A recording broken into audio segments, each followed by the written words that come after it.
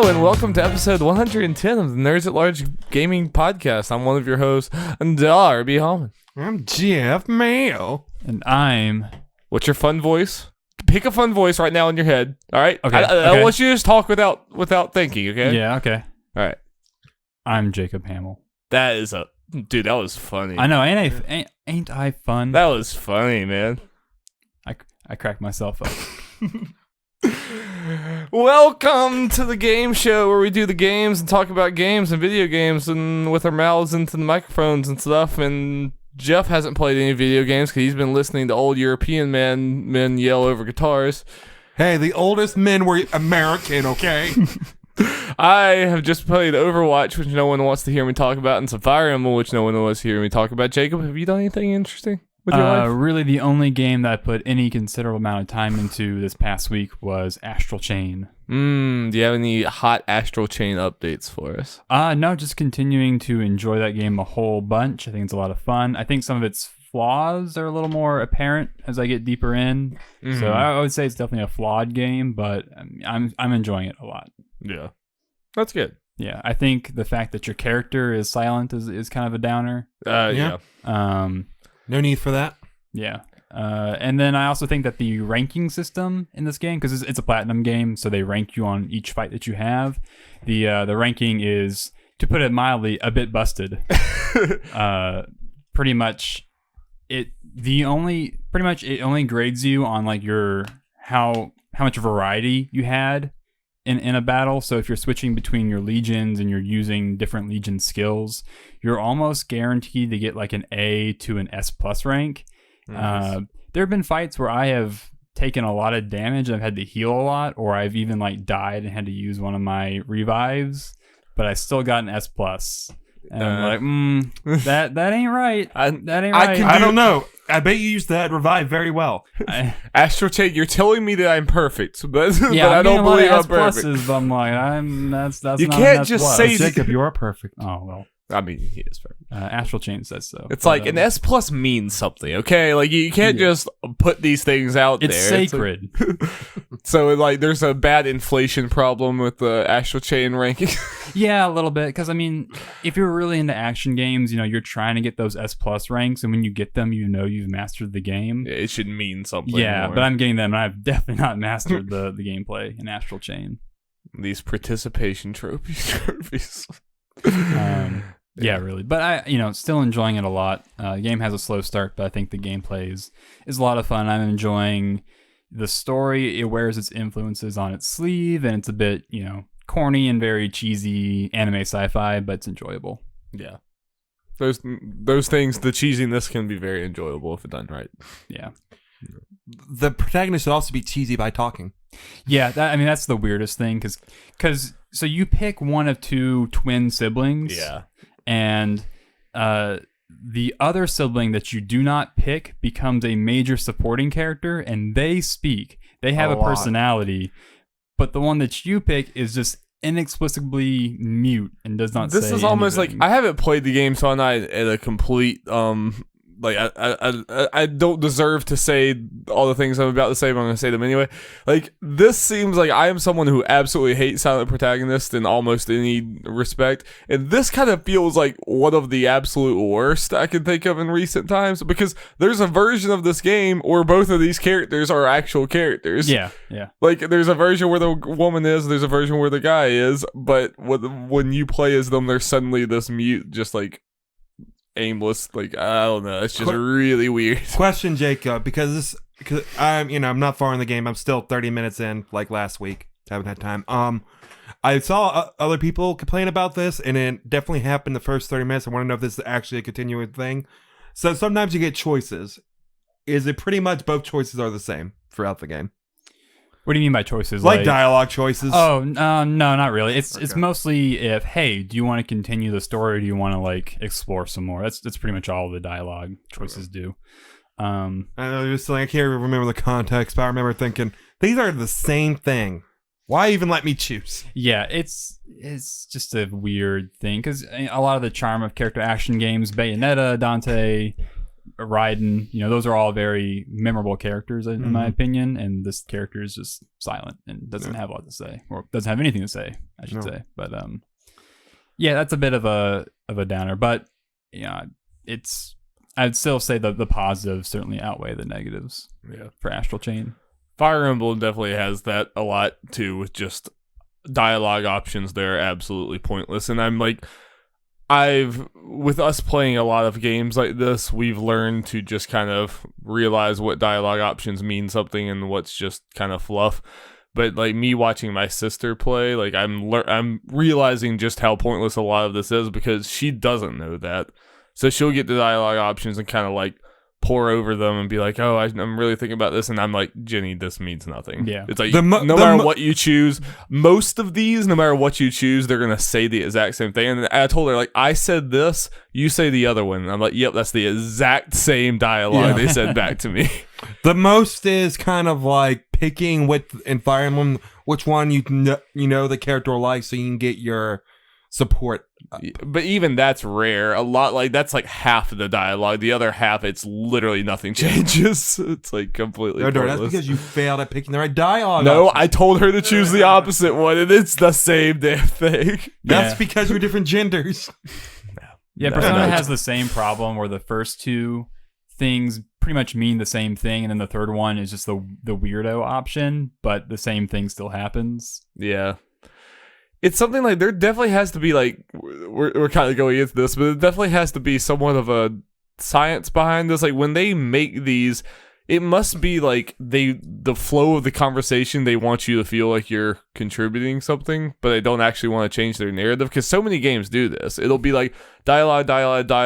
Oh, now it's time for you to choose something. It's like, okay, dialogue. Now it's time for you to choose something. It's like the pace of it. Like they're afraid you're gonna get bored if you're not choosing an option. When I kind of wish they would just do away with that when the options are literally mean nothing and don't really add to your character at all, Sometimes with Fire Emblem, you don't even get a choice. They just give you one option. Yeah, which that's the stupidest one. I think the reasoning behind it is so you know what Byleth is saying to them. Yeah. So they aren't just randomly reacting to something that he supposedly said. Yeah. Still not great. I just wish they just made him his own character. But then there are a lot of them in Fire Emblem too, where I look at it, it's like those two options are the same thing. They're just different words for the same thing. Yeah. It's a problem. This is also a problem. Just silent protagonists are bad.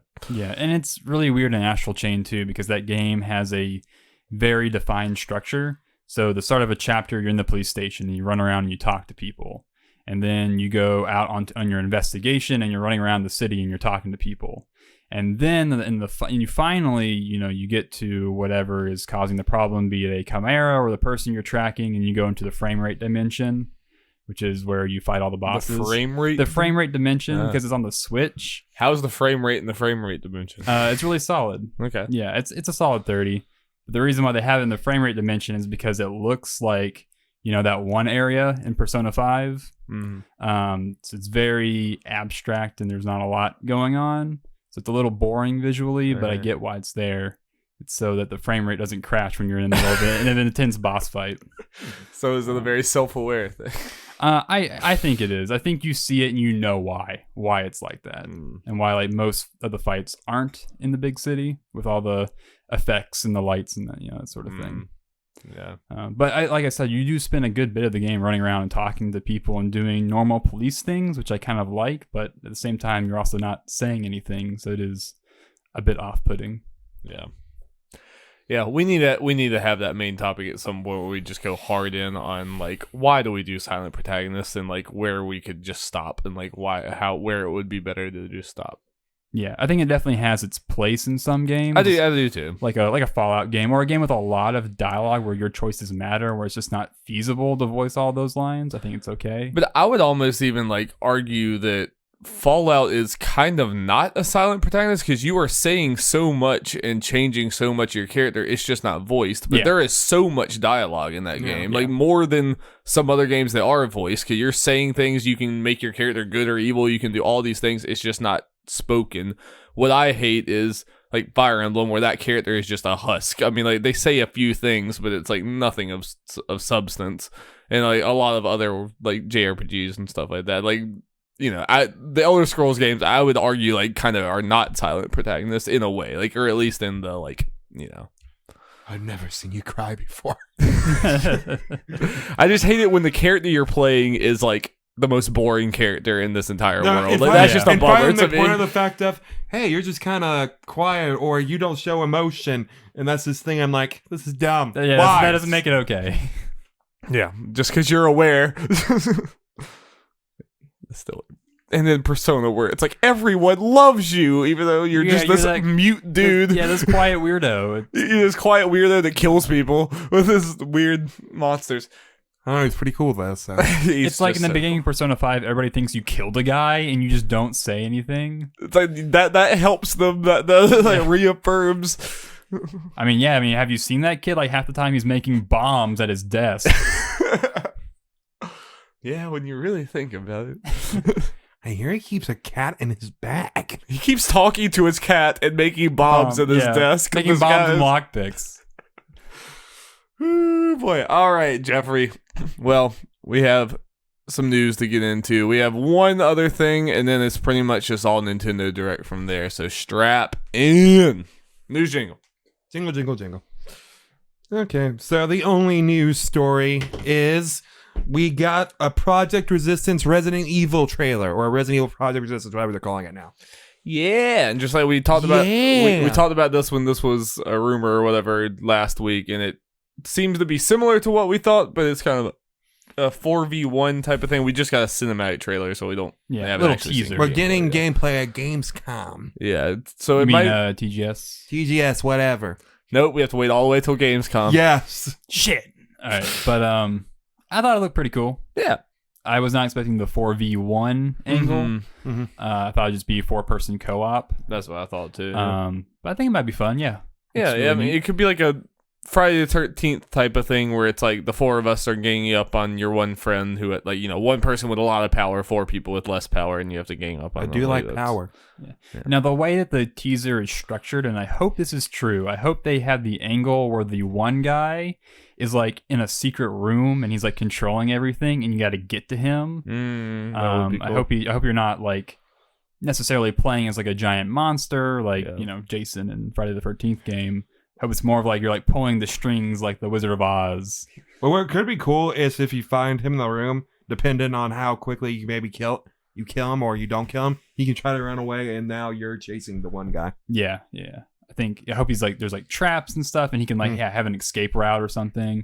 I think that'd be an interesting angle. That's pretty unique. I think it'd be cool if there was different characters that you're playing as the one guy. Like, there's maybe some of them is more of a they just hunt you down, and maybe other ones are more tricky like that. I mean, I might be asking more than they're gonna give, but Will there be a Wesker robot? Maybe. Maybe. You got a Mr. X robot. Maybe. will I walking around be as terrifying as Mr. X in Resident Evil 2? Like, will I have that Yeah. terrifying nature? Yeah, really. Will my foot stomps like send You'll- chills up people's You'll spines? be as terrifying, Mr. X, but not as terrifying as Tom's the Tank Engine. Or what if it as like a last resort, you could like inject the G virus in you and become like all like freakazoid monster like Birkin? That'd be cool. pretty cool. Very cool. And then Pyramid Head shows up. What? Crossover! I get so mad when Pyramid Head is in things that's not Silent Hill 2. Smash. Smash. Mother loving smash. I don't know how I feel about that. Don't know how I'd feel about that. I don't know. Yeah, Resistance Pretty is much. looking interesting. Well, I guess we'll see what the gameplay comes out. Yeah. We don't have any clue of when this will come out or anything, right? No. It was literally just a trailer. Yep.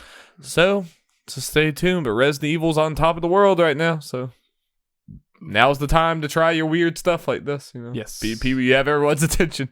Time to buy a Resident Evil stock, folks. Yeah, buy those stalks. Those socks. Stonks are up. Yep. Well, a little thing before we get into the Nintendo Direct. Jeff Keighley posted, and here we go. See You mean later this Death month. Stranding star Jeff Yeah, Keighley? Exactly. Month Naughty Dog, and he posted a thing of a Last of Us Part 2 media event on September 24th in Los Angeles. So that might be where we're finally going to get that release date that's been rumored forever. Yeah, probably February. Yeah. And more stuff. We'll find out what's Joel's deal, though. What is it? Is he a dolphin? I don't know, man. Maybe he's a dead dolphin. Ooh. Or a clicker dolphin. Oh. That would be cool. Ooh, clicker dolphin. What a twist. Yeah, just throughout the whole game you're playing as Ellie, you're getting chased by this one clicker dolphin. Like, wherever you look in the water, the dolphin comes out of the water, there's a little click, goes back in, and just follows you. It's kind of cute. I mean, And then at the end, it swims close to Ellie. It's like, what do you want? You know, Ellie, we really are the last of us. Joel! cuts to black. That's it. You're only an hour into this game, but it's over. Beautiful. Well, yeah, that's the low odds, high reward bet. Joel becomes a dead clicker dolphin. Put your bets in now. All right, we ready to get into Nintendo Direct? Yeah. Yeah. All right, Nintendo Direct. We gonna start off with a bang. The biggest news to come out of this Direct. Some people would fight you on that. I'm serious. I honestly think it's one of the hypest things to come out of this Direct. But there are a lot of people who would vehemently disagree. That would be like against me saying that this is a big deal. That's the biggest news. I mean, it's probably not the biggest news as far This is as most like interesting / surprising. yes, I think this was the biggest surprise, and ironically, it was not treated like the biggest surprise. No, it just came. It was just. Oh, we need to say what we're talking out about. of nowhere. We are talking about Deadly Fire Premonition Emblem, 2. Oh, yeah, you're right. Tokyo Mirage. Oh, sorry. We'll get to that. Deadly Premonition 2, A Blessing in Disguise, was announced. It is coming in 2020. Will be a Switch exclusive, at least at launch. And Swery is the director / writer. That's the big news. Because I saw that and I was like, "Oh, is Swery on board?" That was a lot. He is. Okay, good. Did THQ Nordic just buy this up and we didn't know that? That's one of those things. Yeah, that's one of those things where like maybe they should have added this into the presentation because it was just kind of now matter of fact that if you're like, let's say Durr, because he didn't know this was a new game or not when we after. And I think that's fair when you're watching it. It's like, wait, is this a new game? They're not treating it like it is. Just okay. No, you really get the feeling it's like, Nintendo, did you know what you were announcing? Like, did you know that this was a big game? Because, like, yeah, it was so funny how it was just like the next bullet point and you see. It's the guy's face, obviously, more looks better than Deadly Premonition 1. I mean, it's not like the best looking game, but it's obviously like, oh, this is on more powerful hardware. And even I was like, huh? And when you look online, the people's reaction, there's such a a rift between the way that they presented it and the hype that it made people feel. It's like I saw a lot of people that were like, it was told so matter-of-factly that it takes you a second to realize what you're actually looking at. You're like, wait a minute, this is a new game. Well, shit. Like, well, and the fact that they just, they start the headline, show the guy's face, and then they go into it, and then the bottom left corner, it says Deadly Premonition 2, and people are like, wait, what? What? Yeah, because you see that and you're like, oh, just a remaster. And then, wait, that is a sequel. Yeah. Set in the past, so it's a prequel. Okay. I Yes. think that. So I think it involves a detective from Boston who somehow time travels to New Orleans. Hell yeah, he does. Like 9 years ago before the first game, and she meets Agent York in New Orleans, who is also doing, his weird detective thing. Of course. So that's I think the only premise that we know, the setup for this game is. Okay, so Jacob, for people who don't know, what makes Deadly Premonition special? Why is it such a cult classic that you love and that so many people are excited for? And how do you feel about it getting a sequel many years? It's all about many years after. I'm still in shock. Yeah. I did not expect this to ever happen. Right. I don't think anybody did.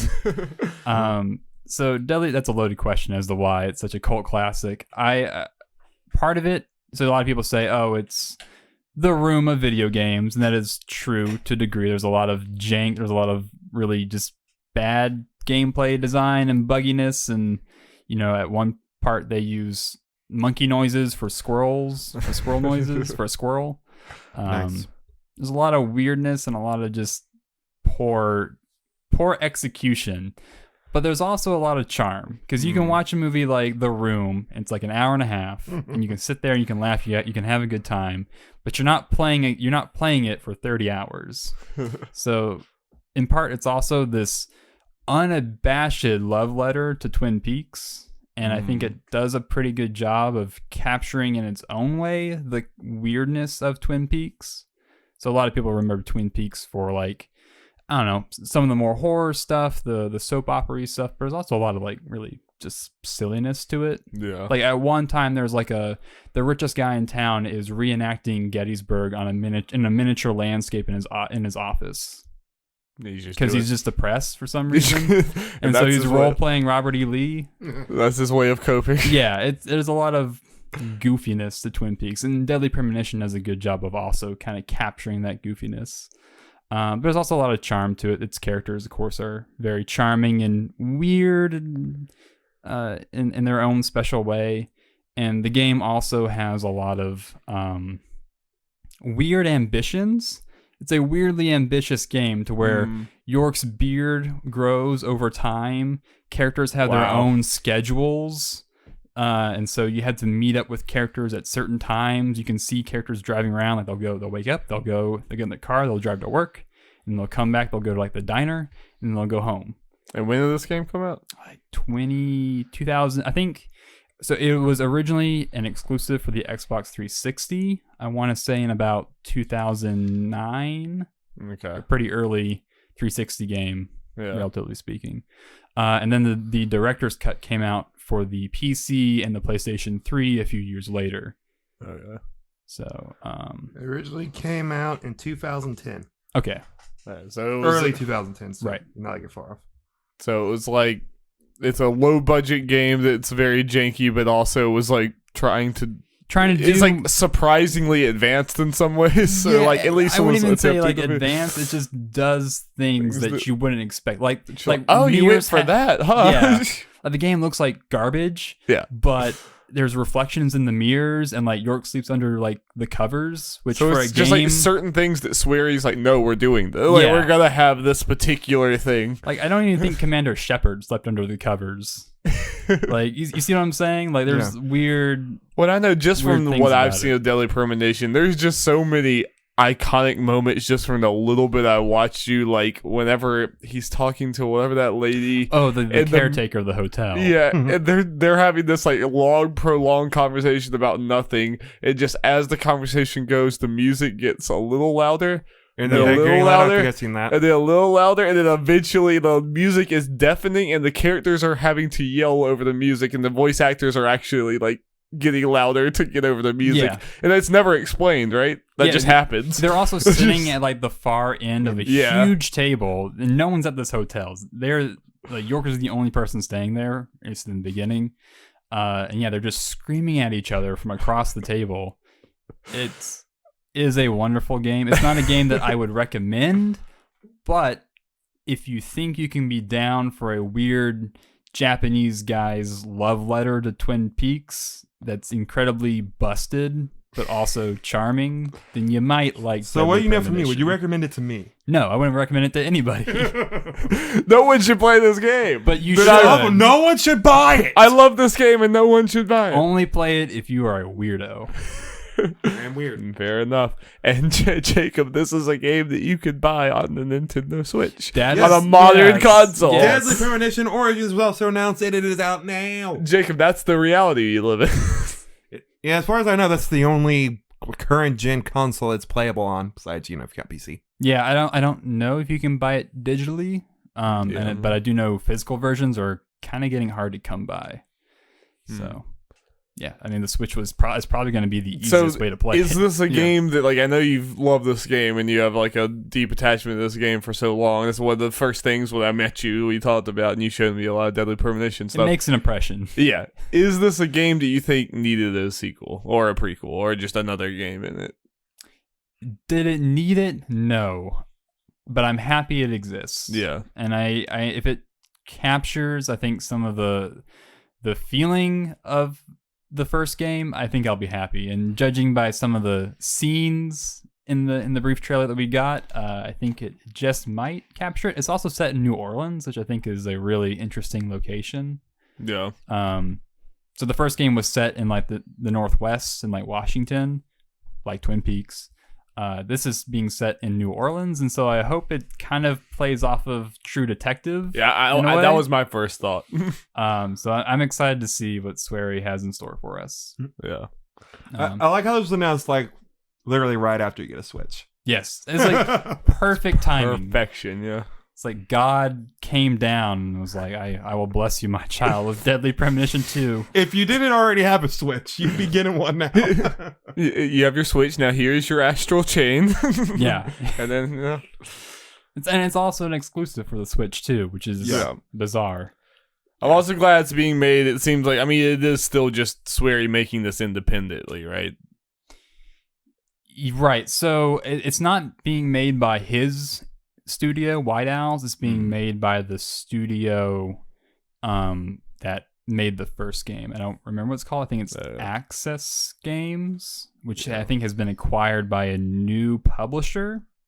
I might be wrong, but I think that's how it worked. And they brought Swery and a lot of people who worked on that original game back. You know, had to get the all-star cast back together for Deadly Premonition. That's awesome. I mean, like, not that, like, I'm sure if Swery is going to come back and make Deadly Premonition 2, he's going to make it just as weird as he would want to, and it's not going to be, you know, right? Yeah, pulled in some other direction. Like, I wonder how this is going to do for Swery. I know that, like, a lot of his projects recently haven't, like, I don't know if many of his projects sell well, but, like, I know that he's, you know, I don't know. Yeah. I just wonder if Deadly Premonition 2 is going to, like, also I'm wondering, are there going to be people who pick this game up who haven't played the first one and just don't know what the hell they're getting into? Well, that enhanced the experience. Let's find out. They might. Yeah, I mean, The Missing, I like that game a lot. Yeah. I think it got a good bit of buzz. Yeah. For its themes. I actually think it's sold well for its budget. Yeah, I mean, The Missing is clearly a very small budget game. Yeah. And of course, he has The Good Life, which is in the works. Yeah, and then just because it's on Game Pass and they've been showing a lot, at least it kind of has Microsoft marketing power behind it, at least some. Yeah. So it should get played. That is something. Exciting times we're living in. It's crazy. I still cannot believe it. So what was your reaction like whenever you found out? Did you find out through Jeff's text? No, I was watching the Giant Bomb stream. Okay. I kind of tuned in actually right as that was announced. Nice. And we kind of like their crew and I kind of had the same reaction where it was like, oh, it's a remaster, and then no, wait, what? Wait, two? Wait, what? Wait, what? And then freaking out. And I was like pacing up around the house, pacing up back and forth. Just like I cannot believe this is happening. That is so awesome. Like, I feel like Swery kind of had to make the decision almost. It's like I could do a really hype trailer on my own and put it out, and like the fans will see it, but not many new people will see it, but it'll be hype. Or I can give it to Nintendo. A lot more people will see it, but they're just going to treat it like it's just a port or something. I don't know. Like, I feel like that trailer deserved and now this, and then it cuts to black, and then, you know. It was just dropped, like, right in the middle of the stream. Yeah. Instead it was like, oh, here's a new detective game, Deadly Premonition 2. Like, what? But there have been screenshots. There is going to be skateboarding. Hell York yes, dude. Will skateboard. Or there was like, when there like a jet ski section or something? I think it was a John boat. Yeah, or something like that they showed. Hell yeah. It's going to be great. Yeah. Also, like, sorry, I know we've been droning on and on about Deadly Premonition. Dude. It's what you're here for. Yeah. When they were making the first game, they went on like a 2-week tour of the American Northwest. Nice. The team. Yeah. So just see that they're all living down in Nolans right now. Just doing their research. Yeah. Eating crawdads and hell yeah. Drinking chicory coffee. There better be some scenes where you can eat crawdads. That better be a part of the mechanic. Or go down Bourbon Street. I can't believe it. Man. Yeah, very excited. Yeah. Deadly Premonition and Yakuza. They're both back there, and they're both like gonna be like, I don't know. I wouldn't good go so things for far you. as to say Deadly Premonition is back in its prime, but No, but it's a thing that's back in any form, which I don't think any of us ever thought would really happen. No. So, Wow. Yeah. all right, Jeffrey, let's move on with the rest of this here Nintendo. Well, so we Direct. don't have Jacob for long. Is there anything in particular you want to talk about, Jacob, before you go? I can stay around for what time is it? 9:35. I can stay around for about 25 more minutes. Yeah, I was wondering if there's anything in particular you were excited for and wanted to talk about before In the you direct. left. We can talk about Terry. Terry? Yeah, I'm not really excited for Terry, but I have Time a for story about Smash. Let's that. do Smash. Yeah, You what? I have a story about that. Ooh, story time. Story time. Okay, so we're starting the Smash. Smash. Smash. Okay. Well, All right, lead us, Jeff. What is the Smash? What is the Smash game that you're talking about? Super Smash Bros. Ultimate. Banjo's out now, bitches. It's happening. It's real. Hey, he's here, Jeff. Your I dreams. played as Banjo. I mean, I did it first, so I mean, who's the real Banjo fan here? You know, I have my Switch. Were you even excited? Of course. I don't believe it. I don't know. I don't know if there's video evidence on our YouTube channel that Jeff was excited. I don't know. It doesn't exist. I'll just go delete it real quick. No. Yeah, no, he's out. I think he is he's definitely like by far the most simple of the new DLC fighters, but he's also probably the one that I like the most and will actually practically use the most and be the best at, I think. Like, Yeah. I don't even I mean think it makes sense that he'd be a more simple one. Like, hey, this makes sense. Like, this moveset could be in Melee or the original or something, maybe besides the Wonder Wing thing. Yeah. I mean, I don't even mean simple as a bad way. I don't Yeah. want every fighter in this game to be have some weird gimmick. heroes level of like, you know, Of bullshit. yeah, I want there to be some that are just like, no, he's just a really good fighter. And I also like that he's kind of in between light and heavy. Mhm. Like he's a good like middle ground. He's not as tanky as some of those. Like he's decently fast, but he also hits super hard. And like I said, he's simple, but I think he has a lot of utility. And That Wonder Wing man when it hits. I wonder when it hits, but you also have limited uses, which is cool. Like it's cool. Well, like and it risk has and a reward. decent startup, so you know the person could use the shield. Yeah, and if they use the shield, you're like left open too. yeah, so So it there's definitely has its drawbacks. And I actually love the rear grenade thing. Yeah, Like it's a really weird projectile because it only goes backwards, but like I found if you do it and then you dodge backwards, you're at the perfect angle to grab it and throw it. So you can shoot it, roll back, and then throw it at them. And that's been a good like when they're coming up off the edge, I'll like do that combo and throw it at them. So yeah, I'm really enjoying it. yeah. Kazooie poops at grenades. It's facts. That sounds like bad biologically. Like that sounds. Yeah. I'm kind of surprised they didn't put, Explosive. Yeah. they didn't use her dragon form at all in any way, shape, or form from Tui. Whether it'd be like a costume or part of the moveset or whatever. I'm surprised. But yeah, moveset. That was exactly what you expect. His up B. What else was it gonna be, man? That jump pad. It had to be that. Yeah. Yeah. And we finally have our first person shooter rep. He referenced the FPS in the video. Yep, his B, yeah, when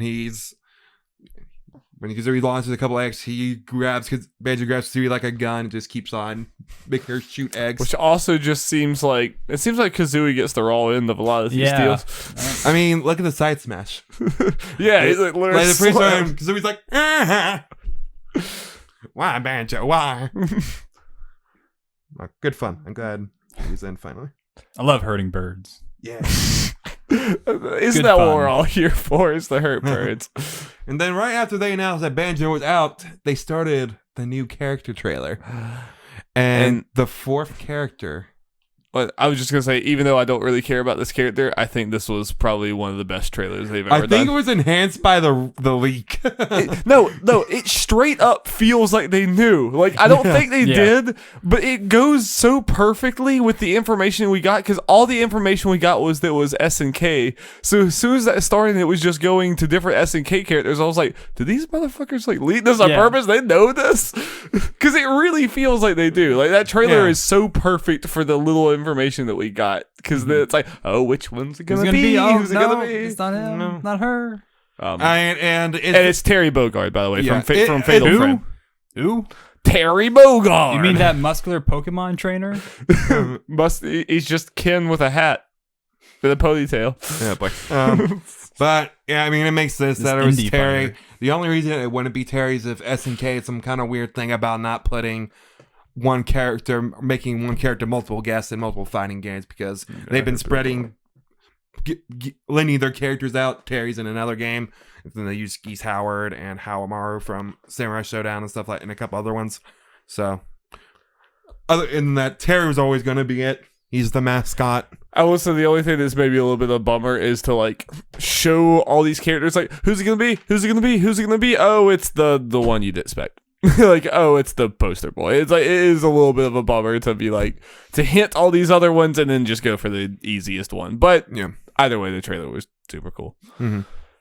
I've never played Fatal Fury in my entire life and don't really know much about it, but that's because I'm an uncultured swine. So I mean, like, this is something that I am not particularly excited about. Terry Bogard. I mean, like, any new fighter for Smash I'm going to be excited about. Just new moveset, new person, whatever.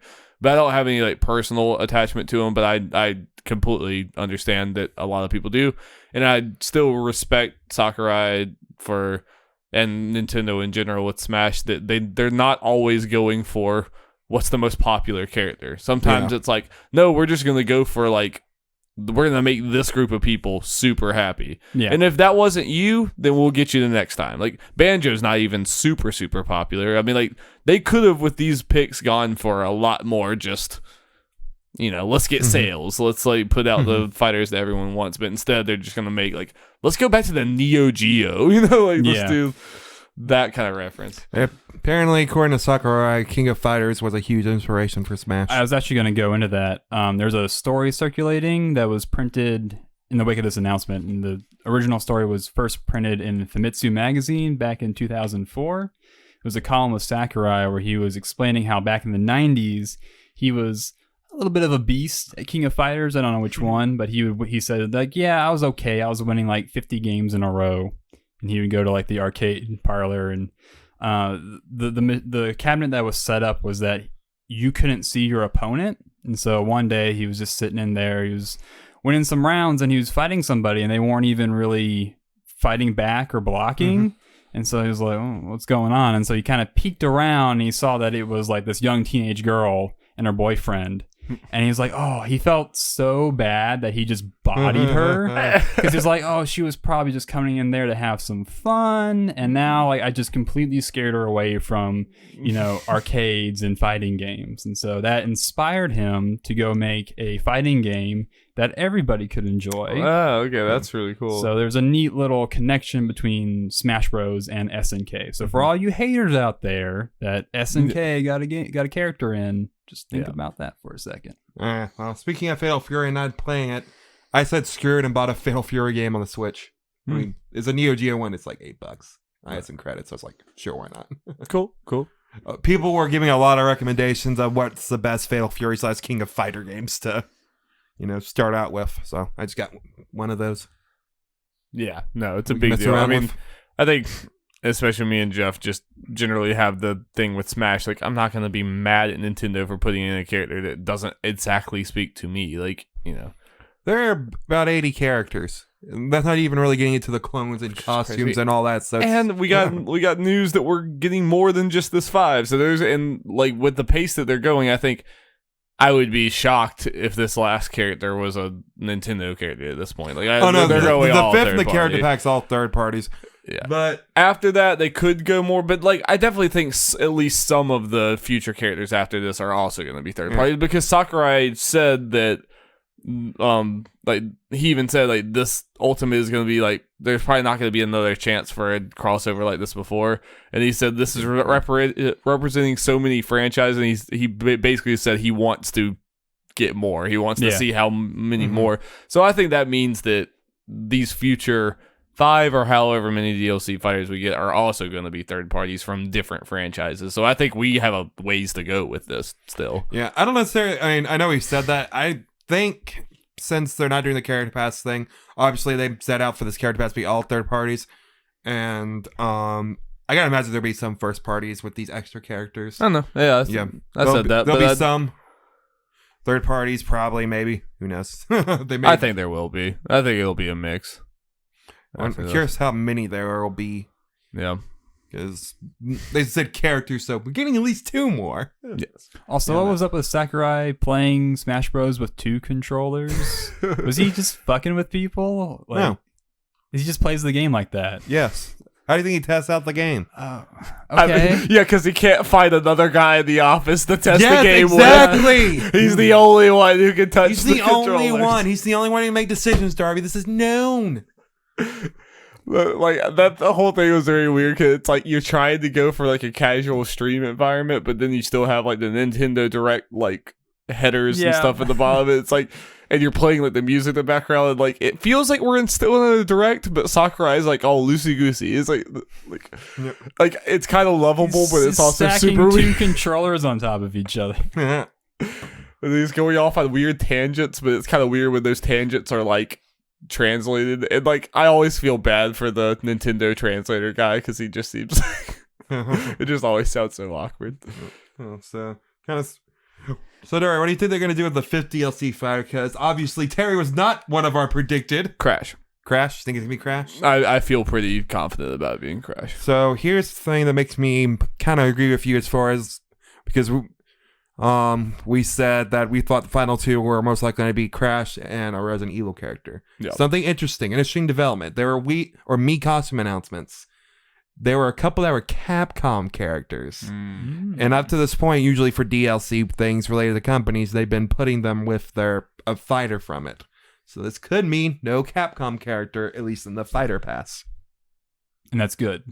Yes? No, I don't it's just more of, that means no, maybe it's probably not going to be Resident Evil. Oh, okay. If you want Resident Evil, then that's not good. That's a little sad. Yeah. Oh, well. I mean, it could mean nothing, but I mean, to be honest, I don't even. It's just an observation. To be honest, I don't like Crash Bandicoot or any of his games. I more just think it will be Crash, and Crash would be a huge deal. It would just be a very big deal that Crash was in there. I like Resident Evil more, but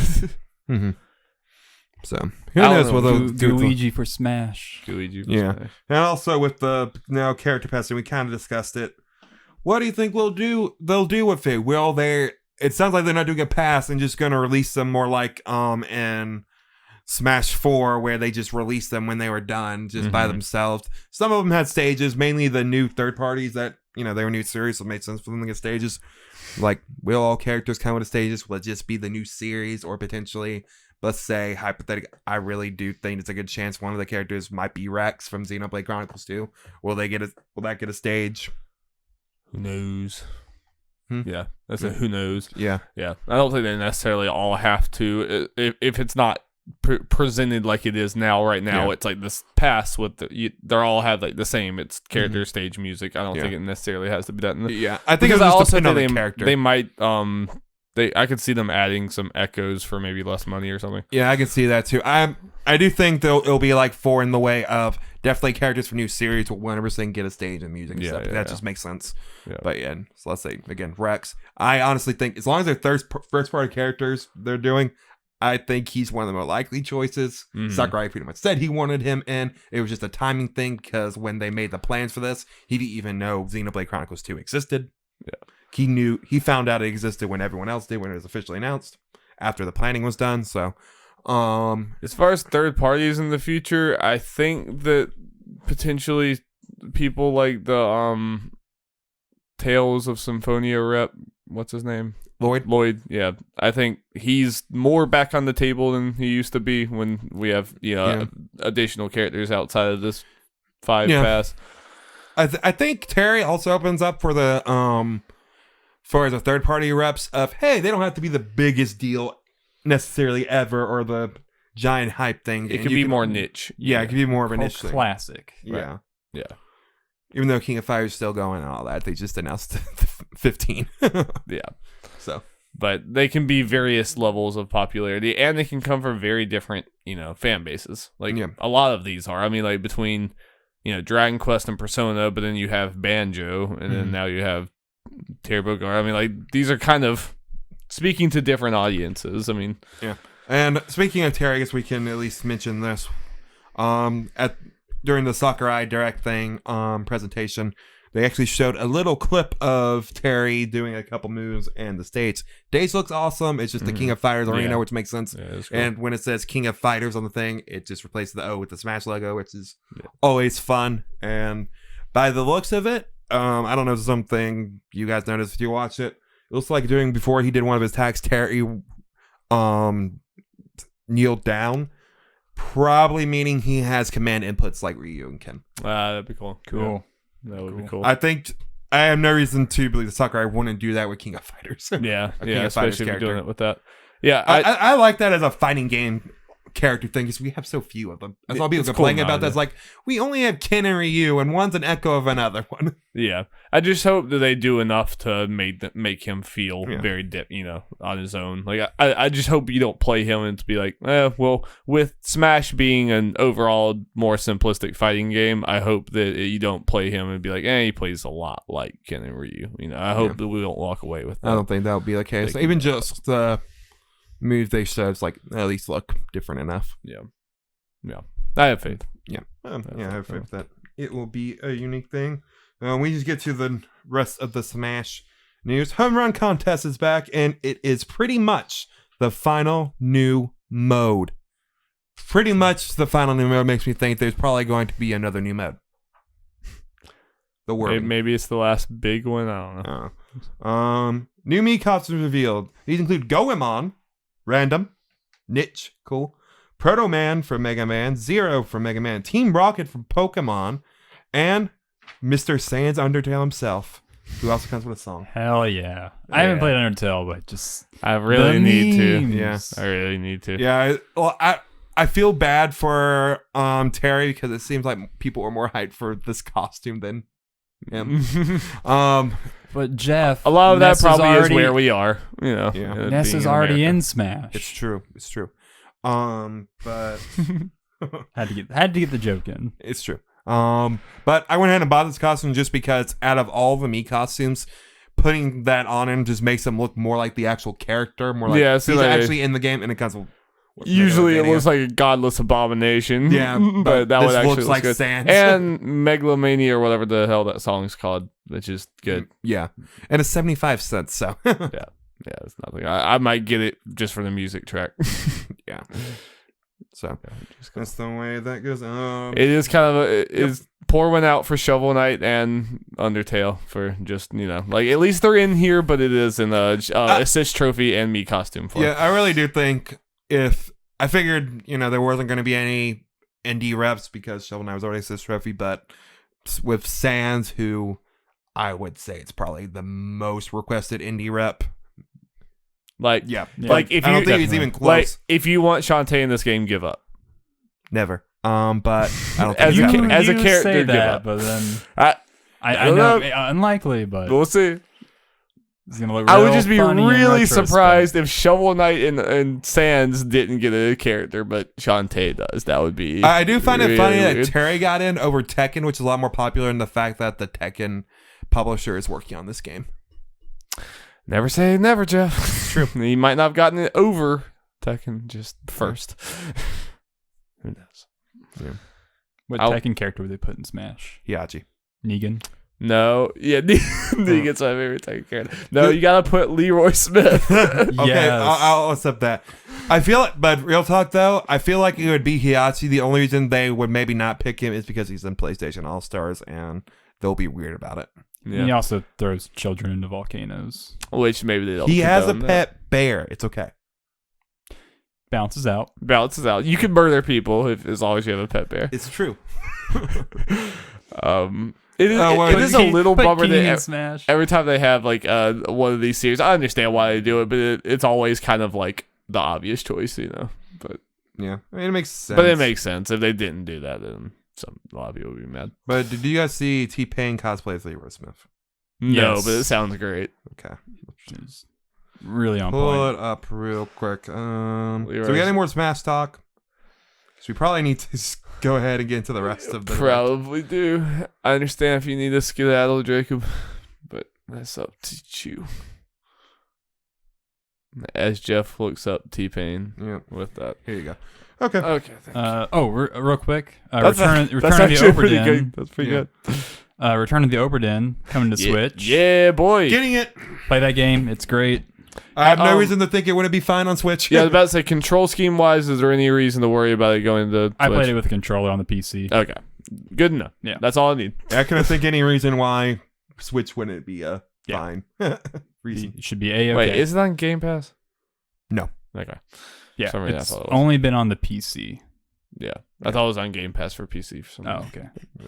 I was looking at it and I didn't notice. I might be wrong. I think it was free in the Epic Game Store, and I think I missed it. I think That might have been it. That might have been what I'm thinking of. Yeah.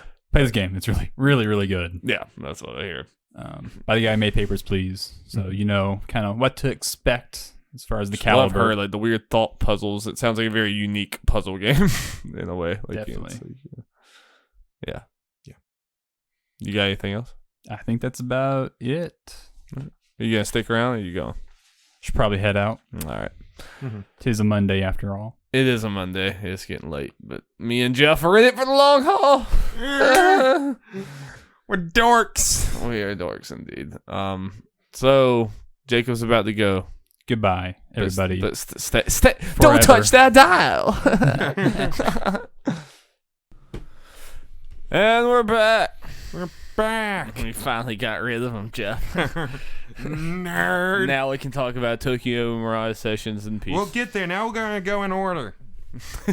The chaos is over. Now we have to be all orderly and systematic. Yes. First thing the Direct started with Overwatch coming October 15th. This thing gets started. Yes, unfortunately the surprise was taken away from us. Thanks, Amazon. Thanks, know. Satan. Yeah, it was really Satan. Yes, this is not like the biggest surprise. Like it's something that if you're like ask me, will this happen eventually? I'd probably say yes, but I still think it's a decently big deal. Lots of question marks. I think this is not one of those games that I immediately think. Sorry. When we talk about Switch ports, like this, a competitive like first-person shooter that's an esport. I mean, it's like a very competitive game that involves like performance is a very big deal. Mm-hmm. And when you think about Switch, there's a lot of games. If it's a bigger game, it's like, oh, do I sacrifice the performance to have it on the go? But the thing with the go is that all online means you can play it on the go. On the go. Yeah. So I'm really wondering what the use case of this is going to be. Like, if I got it on Twitch, how often would I really be playing it in a way that I couldn't just play on my PS4? And then also, what's the performance going to be like? Because I really do think it's going to suffer. Like, either like in order to keep it at the frame rate you would want it, like 60 frames or whatever, I feel like it's gonna have to be like way lower quality. Like on my PC, I would have to like go to low settings. You can already tell some downgraded visuals just in the trailer. Absolutely. I think I saw someone say, "Oh, it looks just like the other thing. It looks fine." I can't remember what reaction was like. Are we watching the same thing? I felt that I felt that a lot. I feel like there's a lot of games where people talk about like, oh, it looks just as good on the Switch, and then I look at the same thing they're talking about. It's like, you're crazy, right? Darby, The Witcher. A lot of people are saying about the Witcher, and I'm like, look at those. I know. No. I haven't played I played like an hour of the game. I haven't really played the game. I could tell immediately it's downgraded to hell. Yeah, dude. No, I mean, even like kind of funny. IGN, a bunch of these are like, oh yeah, it's just. Oh, we'll get to a game later, where people don't remember what games really look like that well. You might know what it is. We'll get there. But Darby, when will Tracer be announced for Smash? That's true. But real talk, I did see someone on Twitter and Source Gaming. I don't know if you know them, but they're kind of like a big... Yeah, I think I know them well enough. But, big Nintendo people or whatever. They retweeted something that someone said, hey, what Blizzard character would you like in there? By the way, don't even say none because it's happening. And they retweeted it when they're normally like, hey guys, don't just believe rumors and stuff. And I'm like, that makes me think, well... I have no idea what Blizzard's character to be, but I feel like Tracer's the most marketable, honestly. No, it is. Yeah. I mean, and I don't even think, like, even before this, I don't think Tracer is impossible. It was just the amount of people that are like, no, Tracer's happening. Oh yeah, and it's 100% happening. Why even question it? And one of the things that like gets under both me and Jeff's skin is it feels like so often with Smash, just people talking about Smash rumors. It's whatever was the most recent thing announced. They're like, oh, that confirms it. Oh, Smash character, and it's never worked that way. So here's the thing, and when people are weird with the Smash thing, and I guess this is some kind of weird rant. But you know that rumor or that leak last year when it might have had like Hero and Banjo, and then it had Doom Guy, and Ryu Hayabusa from Ninja Gaiden. People like still stick to Doomslayer as like, oh, it's from very a likely to fake happen. leak. Yeah, like it got in people's heads like, oh, Doomslayer is obviously happening. I'm like, you're getting this idea from a fake leak and nothing else. I'm still of the mindset that I feel like if there's still going to be a Bethesda rep, I feel like Dovahkiin's the more likely rep. Yeah, I mean, I could see it being Doom Guy over him just because of the old like the Doom games and like Doom 64 and stuff like that. But I mean, like, regardless, even if Tracer does happen, it's just people are just get very like narrow-minded on this thing happened, and where like Cloud was announced, there was nothing Final Fantasy VII related for Nintendo for a while. It wasn't until it came on Switch this year, right? Or is that last year? Last year. But I think maybe this year. I don't know, man. I can keep track of this stuff. Well, Recently. So, like, that obviously had nothing to do with it. Took at least 3 years. Joker, there's still no word about Persona 5 coming. Like, it might eventually, but there's no word. Hey, we're getting of Struggle, right whatever the hell it's called. Scramble. I mean, and Hero's the closest thing, and I think me and you both agree, like, that was probably going to happen regardless. It just happened to coincide well with the Switch release of Dragon Quest XI. Yeah. And then Terry Bogard is just out of freaking nowhere. I mean, like... There are a bunch of Neo Geo, Fatal Fury, King of Fighter games on the Switch. Oh boy. I mean, no one was claiming, oh, Terry's confirmed. Yeah. Like, I don't think, like, that Overwatch is there, that immediately means Tracer. But Geralt confirmed already. Now, but if it does have, I mean, being perfectly honest, we'll be hyped out of our minds. No, out of every single rumored character for Smash, Tracer I would be so much more excited about than anyone else on that rumored list, and it's not even close. Like, I would be hyped. I mean, I don't play Overwatch as much as you, but a lot of the rumor stuff, I'd be more hyped for Tracer or about any Overwatch character more than a lot of these rumored ones. I mean, I like Crash, but I'd be more excited for an Overwatch character. Yeah. It would stand out more. It's obviously a game I play almost weekly now, so it's a game I play a lot. And it'd be cool to have a pure like first-person shooter character. Yeah.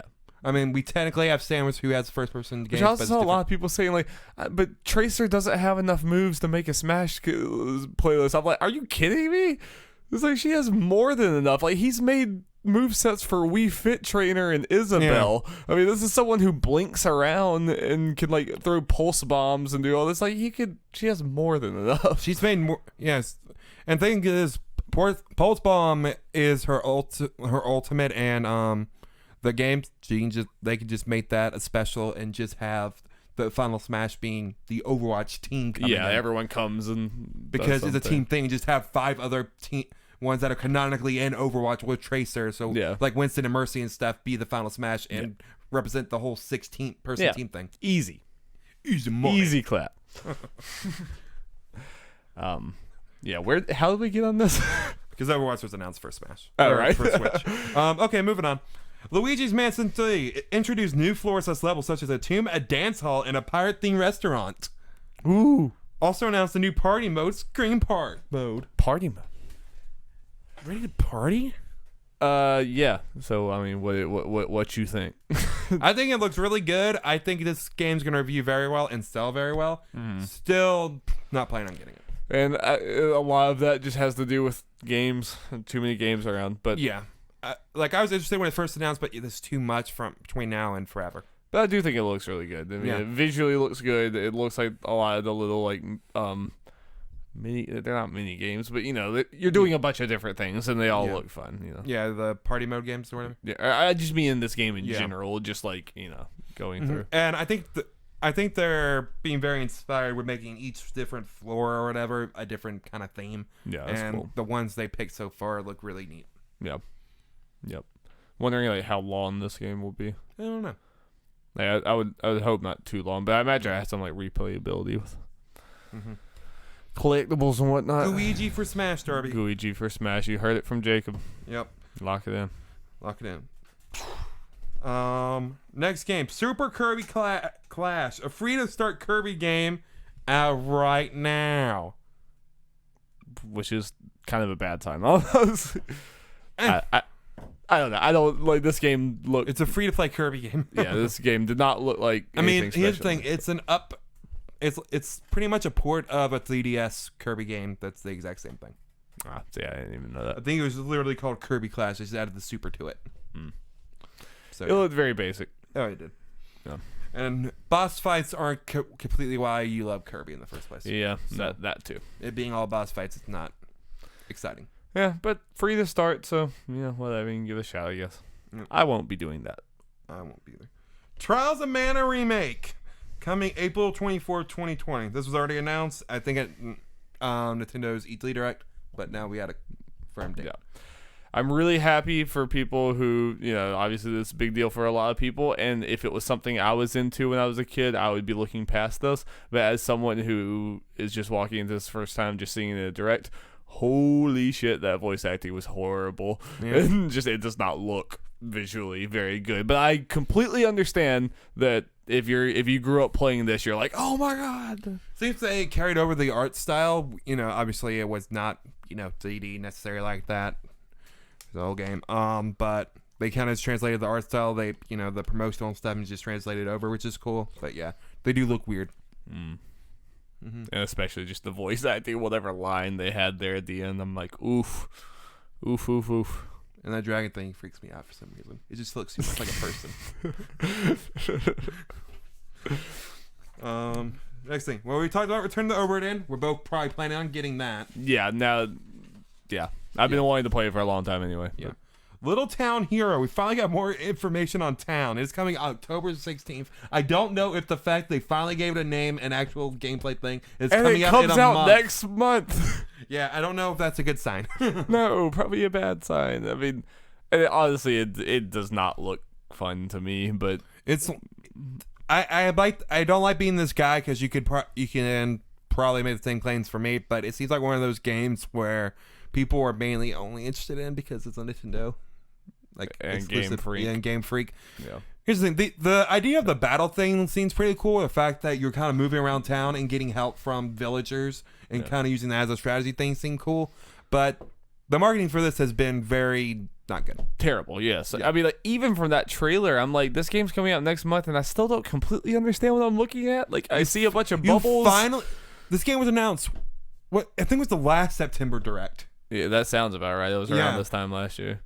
And we just finally got a name a month before it's coming out. Why wasn't this shown? If it's coming out in October, why wasn't this shown at E3 and playable? It should have been playable playable. and shown off at the treehouse and stuff? No, it's troubling that it's coming out next month. And like I said, I still don't like. They were like, the townspeople come and help you. Like, it's not very clear what this game is. Like, I don't really have a good idea of exactly what I'm doing or how long or just a lot of different things. And it comes out next month. And it's also weird that, like, comes out next month and then, like, a few months before Pokemon. Like, it's a month. It's like in 2 weeks before Luigi's Mansion. there's a 0% chance that this game gets a foothold anywhere. Like, No. this game is going to come and go, and Nintendo has to know that with the way that they presented this game. Like, it's not going to, like, it just seems like they doomed this game to fail from the start, which is just very They've done strange. such a good job with a lot of their games, and it's just weird with this one.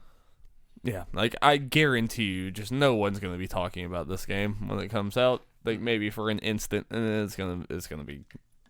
You'll mainly hear about in the Nintendo Focus / exclusive sites, and that's probably about Which is it. a bummer. It's a Game Freak game. I mean, that's a huge studio. I mean, it was obviously probably made by a smaller subset of them. I mean, here's the thing: Clearly, Game but- Freak themselves not really a big studio in general, which is a criticism of Pokemon that They could be if they, they they make so much money off. It's like you can't make a bigger get a little more people and put a little more budget. So were they just making this at the same time as I mean, obviously, I guess they've been working on this for a while, and we just didn't realize how far along it was. But that also worries me if it's the same small team and they just kind of like, this is suddenly out. It's like, how low budget is this? Like, how like small is this experience? You know, if you were able to make this and Pokemon at the same time, you know, and obviously they work on multiple Pokemon games at the same time simultaneously. So, which again, smaller team makes me like. I feel like all the properties suffer. I mean, even Pokemon Sword and Shield, I think we all agree, doesn't look as good as it probably should, and that's probably also a product of having a small team and not expanding it. Yep. At some point, maybe it'll catch up with them, but right now it seems like they're just going to keep selling through, regardless of not really improving the way the games look or feel. But there's some new weird garbage monsters like teapot things. We'll get to those later. Okay. Drink the tea, Jeff. Drink the tea. Next thing was the Smash stuff, which we talked about. Then they showed Link's Awakening. They went over some chamber dungeon stuff and how you can share with friends with the power of amiibos. Yeah. God, if you're one of those that's still trying to collect all of those, you've spent a lot of money, huh? The people that just do the Smash ones, and obviously that's a lot. Oh yeah, it's getting close to like $1,000 at this point. Jesus Christ. But yeah, obviously it looks cool. I don't like how they, I mean, obviously if you played the original, you know, but I don't like it because obviously this is also marketed towards new people. That they showed off some of the cameos from other franchises in it. Wait, what are we talking about now? Like Link's Awakening. Yeah, I know, but like what other franchises?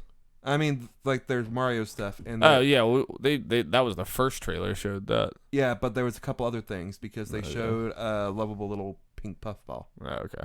That's in the game. It's like that would have been cool. I'll be 100% honest. When this whole section came up, I was doing something else, so I was barely paying attention because I just thought like this game's coming out in like a week, so this is just gonna be a hey, remember this game exists thing. Yeah. So I honestly didn't even catch that.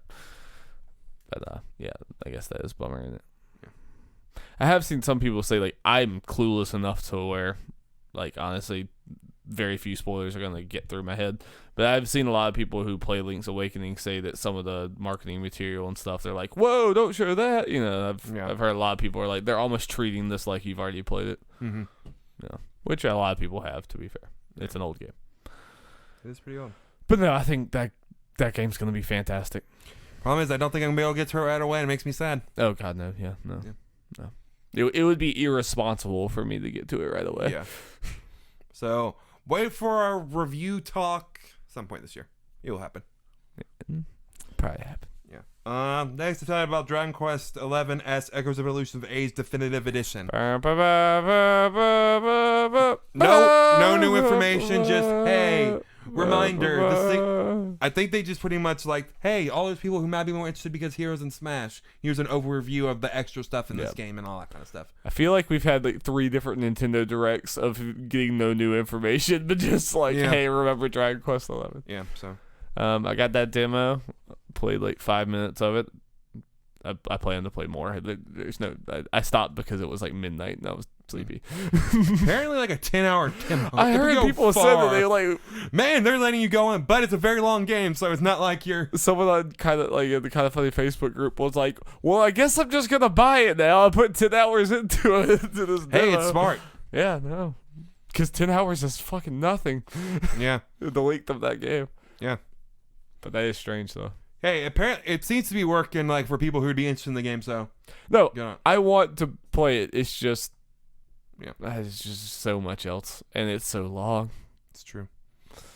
Speaking of things that are long and cool, Tokyo Mirage Sessions Sharp FE Encore was announced. It's the last of the big Wii U notable Wii U titles to finally get the point. More. Nope, the last one. 3D World. We finally did it. We finally ported all the Wii U games. Wonderful 101, man. Every important Wii U Xenoblade Chronicles game. X. All of them are here. Okay, but it's coming January 17th, so I guess that will be their January port, which they tend to be doing. It includes a new song, new story elements, and new characters in combat.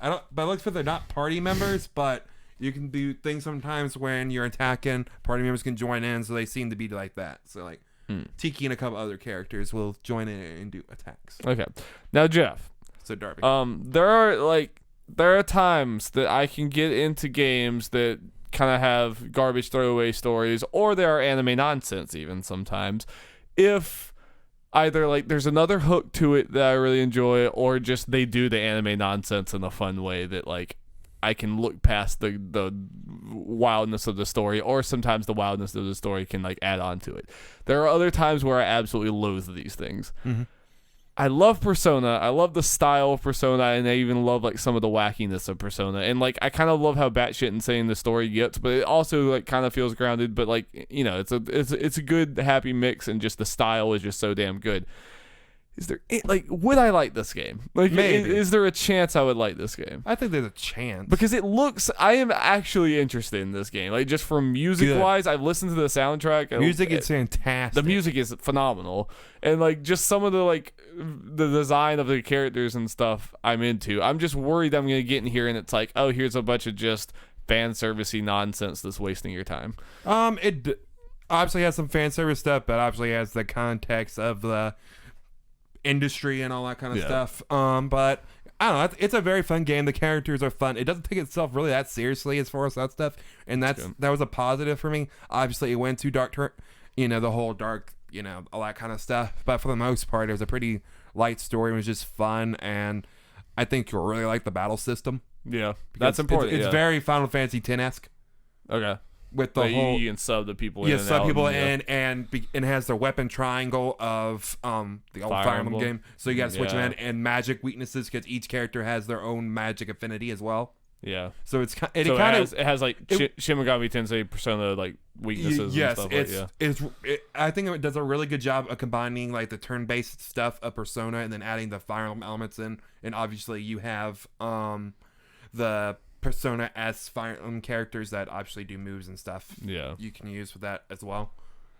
Sorry, it's a really good game. I mean, that's like it's so easy to just immediately hate on it. It seems like something I potentially wouldn't like, but I love Persona so much for like its style, and this kind of seems like it is a love letter to that. And I also love Fire Emblem, so like. I feel like I'm more into this than I was when Tokyo Mirage Sessions first came and Darby, out. here's something I'm in a else. different place. Unless I'm remembering very, very wrong, it's not a silent protagonist. Hey, wow! They can Fire Emblem in Persona / Shin Megami Tensei. I could do that. Yeah, take notes. Jeez. Also, one thing I kind of miss with the Wii U gamepad. It's not the biggest deal. Obviously, there's a way to do it. I kind of like the way they use the gamepad, where there are a lot of times where you're texting your friends, and that's how some conversations happen, kind of like Persona. Yeah. And it was just on the gamepad, you can scroll full that That's stuff. cool. Yeah. They use the gamepad in cool ways like that. That's cool. Yeah, I don't know. I'm thinking about it. I'm very interested. I'm so glad they're porting this game. How long is it? I can't remember, man. I mean, it's like a giant Persona, like it's not 100-hour level. RPG. It's definitely not that level. Okay, I would rather it be like 30 to 40 or 50 or something. Let's see, I can try to do. But I'm really happy this is getting a second chance at life, because I don't expect this to sell gangbusters, but it was kind of screwed over on the Wii because it was pretty late into the system's life, whatever. And at that point, there were a bunch of people that were like, "I want to play this game, but I don't want to bring out my Wii U." Yeah, or I don't have a Wii U. Yeah. Let's see. Main plus extras, which is probably going to be more in line with you, is 63 hours. Okay. Base story 49. That's better. Yeah. I mean, it's still long, but it's better. But I've seen a good many people were like, I was interested in this game, but obviously, Wii U and all that kind of stuff, and a lot of people were like, I've heard nothing but good things about this game, which is true. Most people who played it loved it. Yeah, no, I've seen very few people say that they played it and didn't like it. I've seen a lot of people, I feel like my tastes have changed since this game first came out. You're more open to the anime wackiness. Yes. Yeah. I think I could like this game. Mm-hmm. I don't expect you to play it anytime soon, but I'm glad you're expressing interest. Yeah. Just because it's coming out in January, so like Ori, Last of Us, Final Fantasy. It's a bad time. Yeah. Bad time. But it will be there, and they can get on sale later. Yeah, maybe sometime next year I get to it. Yeah, it is a shame that it's. I mean, well, I guess January isn't as far away as it feels, but I was about to say it kind of feels like this feels like it's been such a long time coming that it's kind of a bummer. You have to wait until January. And it makes me happy because I do want to replay this game. I want to replay this game at some point, and now I don't bring it my Wii U for it. I can just get it on the Switch at some point years down the road. Yeah. Yeah. Do we know how much it's gonna be? Is it $40? Probably gonna be full 60. I mean, Donkey Kong Country Tropical Freeze was originally 50 on the Wii U, and they made that port 60. And by looks of it, there's actually more stuff added to this. Nintendo knows. They're making a new song derby, which I will look up on YouTube and enjoy. We talked about Deadly Premonition for a while. Next thing, Divinity Original Sin 2 Definitive Edition was announced. It is out now, and here's the most newsworthy thing. We'll have cross save with Steam, which I imagine for a lot of people when they're watching that's like, why would I buy this? Then they see that's like, oh, that's why. That's why. There it is. There's the reason. Right there. Because especially with Divinity, with how long it is, I can see a lot of people taking advantage of that. Yeah, unfortunately, this is like a premium thing because you have to buy the Steam version and the Switch version. But like for people like me who bought the Steam version a long time ago, I'm probably not going to do this, but I totally understand why people would. Yeah. Because I mean, that's genius on like, I'm so glad Nintendo was willing to do that. And because that is genius. This is low key one of the biggest things from the Direct as far as like how big it could be, because this is one of they're open to, like, in Steam and Nintendo are open to doing this for Divinity. Why not? What else could they do? Like, Witcher could be a thing doing that. Oh, and that would be another like huge thing that, like, even though it's a performance dip, at least that's not, you can carry your save back and forth. You're not stuck with that the whole time. Mm-hmm. And with those games, depending on if you really like them, it might be worth the extra money just to be able to take it on the go and just kind of enjoy, Yeah, go on a trip. You can keep playing Witcher. It might not be quite as good, but you can keep going, and then you can go right back to your PC. And that's huge. And I wonder why it's happening. Like, specifically, why is Divinity the first one? And, I don't know. We'll see. But this is one of the best RPGs ever made, and it's like really cool. You can go back and forth. People seem to like the console version of it. I've said I put 100 hours into Divinity. I cannot imagine playing this game on a controller. It's just, I don't know. The UI is just very complicated, and it's just very, very much like made for a mouse. But maybe they did a good job of making it for their. There's definitely, it's going to look worse on the Switch, but I don't think this is quite like Witcher. Witcher is like an action, like, and you're doing all this. Divinity is a turn-based game. Yeah. It looks really pretty, and the effects are crazy on PC, but it's not the end of the world for those to be dumbed down a little bit. So I wouldn't worry as much. So question. Obviously, the Steam thing would, in your mind, is a big, deal and selling point. Do you think Divinity, if people are okay with the console controls, getting on the Switch is a fine? Like, only that version. I would need to see it, but like the control scheme would be my biggest worry. But I think it would be fine. I think you will be missing a little bit of like when there are times playing that game on PC where I was just awestruck with how beautiful the environments were. I mean, and sometimes my computer even like started stuttering a little bit because it's a big game. So like there might be performance issues and things aren't going to look 100%, but I think it would be fine. I think it would be a fine experience. If you don't care about having it on the go, I would at least get a PS4 version. But this is a 100-hour RPG. Like, it would be a very good game to play on the go as long as it runs well. So nope, that whole Steam thing alone sold copies. I guarantee it. Yeah, because again, you can just take it on the go a little bit, and then when you're back home, put up the night. You can see all the nice graphics on your PC with your same campaign that you're running. Yep. That's huge. I hope it's really easy to do the whole. I hope so. If it's a pain in the ass, that might take away some. Good news is we haven't seen like a Kotaku article saying, "Hey, this cross save's a pain in the ass." Yeah. So that's a good sign. Yeah. I mean, do we? Oh yeah, it's out now. Yeah. So people have obviously tried it. Yeah. So it must. You're right. Yeah. I'm sure. Obviously, IGN and stuff bought it just to. Oh yeah. And also the fact that was another shadow drop. That was like, there are a lot really of shadow cool. drops in this thing. Yeah. It's nice. Cool. But everyone play Divinity Original Sin 2 however you play it because it's a damn good game. Speaking of damn good games, Doom 64 is announced for Switch. Out November 22nd. Huber lost his mind. He did. Did you see that? Yes.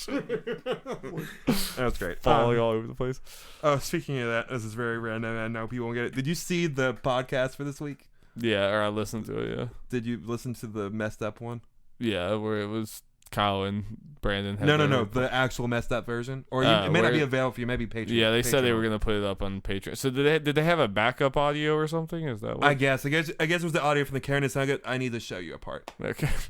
Let's try to do that. Okay, but this is cool. Just having, it's always nice Cool piece seeing of history. these nice classic games that aren't really that available anywhere else. Just coming back on the Switch.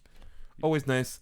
I guess it's around like Doom video game preservation, and like I'm sure a lot of people like have a lot of memories. And I think the Doom Eternal Switch version is coming late. I think that's a thing. And it's coming out around that time, so it's kind of like, hey, we know Doom Eternal's not coming out on Switch right away. Here's something to keep you occupied. Yeah, that is cool. And just between like now, just all of a sudden in like a two month span, you can play like almost the entire history of Doom on modern consoles. Because Specifically Switch, because I think Doom 64 is only on that one. Yeah, Doom 1, 2, and 3, and now Doom 64. Yeah. That is just a really cool thing. That like suddenly here's all these games. It's like, yeah, okay. It's pretty cool. Next game will probably be one of the quickest things we've talked about. Rogue Company announced. This is a new multiplayer shooter from Hi-Res Studios. Will also be out on PS4, Xbox One, and the Epic Games Store. Plans to have crossplay. Do you even remember what this is? Yeah, it's from the guy, the Realm Royale and Paladins? Smite and Paladins people or whatever. Yeah. Pokemon Sword and Shield, baby. So it's gonna be really big, but we're not gonna even have it on our radar. Yeah. Pokemon Sword and Shield. They went into a little bit of this, like with Luigi's Mansion. They said within it, they announced they would direct, hey, focusing on these two or be featuring these two. Blah blah blah. Right. But so they went over a couple key points. But one thing I noticed right away when the trailer started, Leafeon was like in the wild, Darby. You know why that's big? We did it. Evolutions in the wild, because normally you can only catch Eevee in the wild. You might be able to catch an Espeon in the wild. So you can just right off the bat run into a bush, catch yourself an Espeon. Yep, and we're good. Or it could just be Leafeon and Glaceon, because they may not have the way you evolve Eevee to those two is you need to be around like a rock, special rock or something.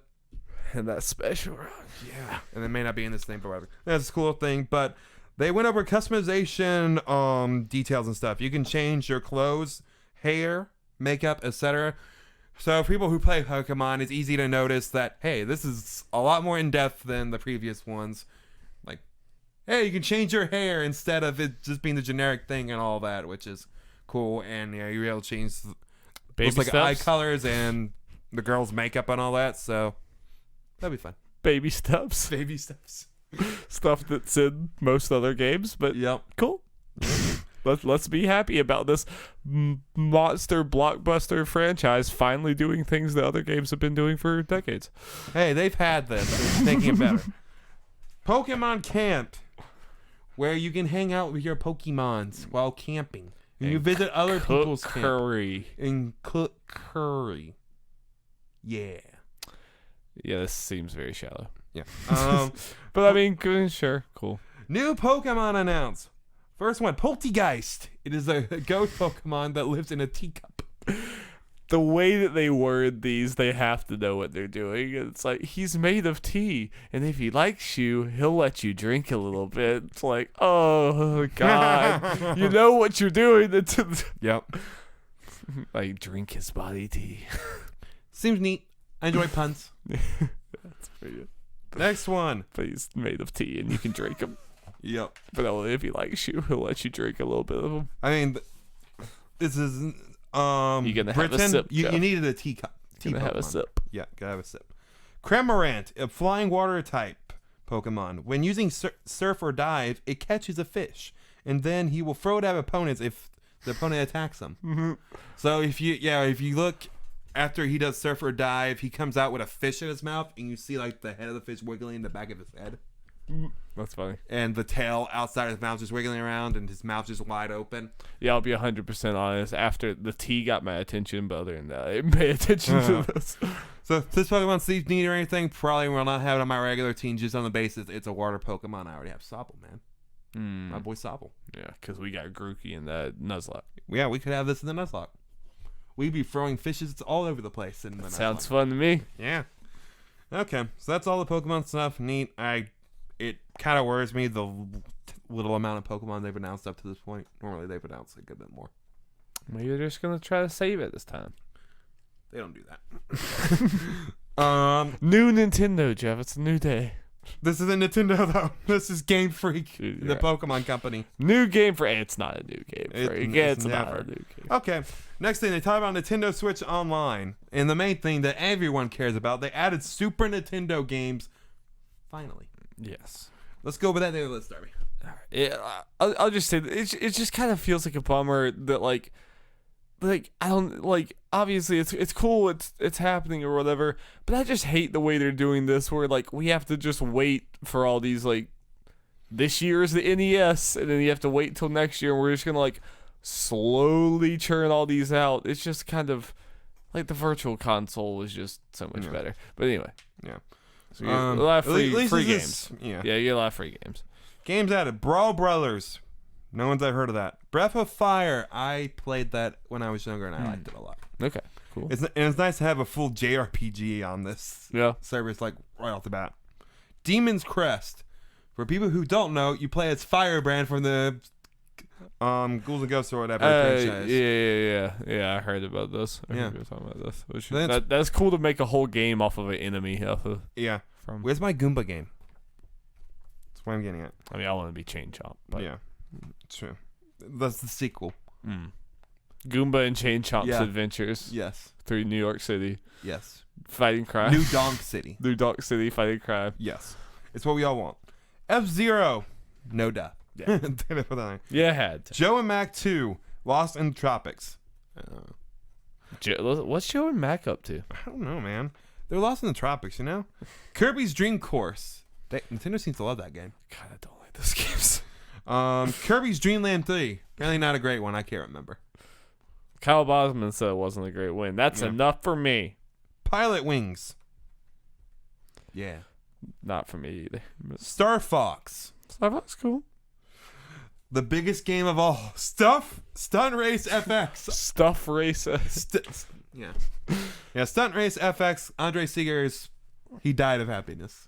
Is that a big deal for That him? is a big deal. That's something he always predicts. Stunt Race FX will come back, and apparently this is the first time it is playable since the SNES.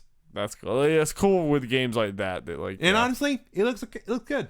It looks. I mean, it's a racing game. Obviously, it's an SNES one, but it looks pretty cool.